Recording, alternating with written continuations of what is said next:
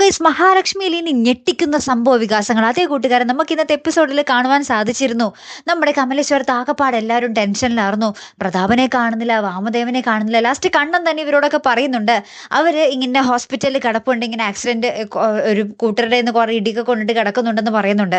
അപ്പൊ നമ്മുടെ കരുണയും ഉണ്ണിയും വേഗം തന്നെ ഇവരുടെ അടുത്തേക്ക് വരുന്നുണ്ട്. അപ്പൊ അവര് പറയുന്നുണ്ട്, കണ്ണേട്ടനാണ് ഞങ്ങളോട് ഈ കാര്യം പറഞ്ഞതെന്ന് പറയുമ്പോൾ നമ്മുടെ വാമദേവൻ അപ്പൊ തന്നെ പറയുന്നുണ്ട്, അവനായിരിക്കും അപ്പൊ ഞങ്ങൾക്കെതിരെ കൊട്ടേഷൻ കൊടുത്തത് എന്ന് പറയുമ്പോൾ നമ്മുടെ കരുണ പറയുന്നുണ്ടേ, പോലീസ് വന്ന് ചോദിക്കുമ്പോൾ കണ്ണേട്ടന്റെ പേര് പറയണോട്ടോ എന്നൊക്കെ ഇങ്ങനെ പറയുന്നുണ്ട്. അപ്പൊ നമ്മുടെ കരുണ ഭയങ്കര കരച്ചിൽ തന്നെ കേട്ടോ. കരുണയ്ക്ക് ഇപ്പോൾ തിരിച്ചടിയോട് തിരിച്ചടികളാണ് അല്ലെ. എത്രയോ പ്രാവശ്യമായി ഇവരെ കൊല്ലാൻ ശ്രമിക്കുന്നു, പക്ഷേ 10 മടങ്ങ് എഴുന്നേറ്റ് വരികയും ഇവർക്ക് തിരിച്ച് ഈ ശത്രുക്കൾക്ക് തിരിച്ചടി കിട്ടുകയും ചെയ്യുന്നത് ഇപ്പോൾ നമ്മുടെ മഹാലക്ഷ്മിയിൽ ഇപ്പോൾ ശീലമായിക്കൊണ്ടിരിക്കുകയാണ് അല്ലെ.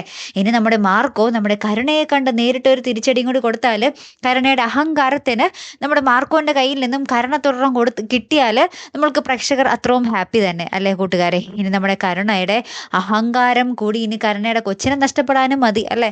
എന്തായാലും കാത്തിരുന്ന് തന്നെ കാണാം. അപ്പോൾ അടുത്തൊരു വീഡിയോയുമായി വരുന്നത് വരയ്ക്കും ഗുഡ് ബൈ.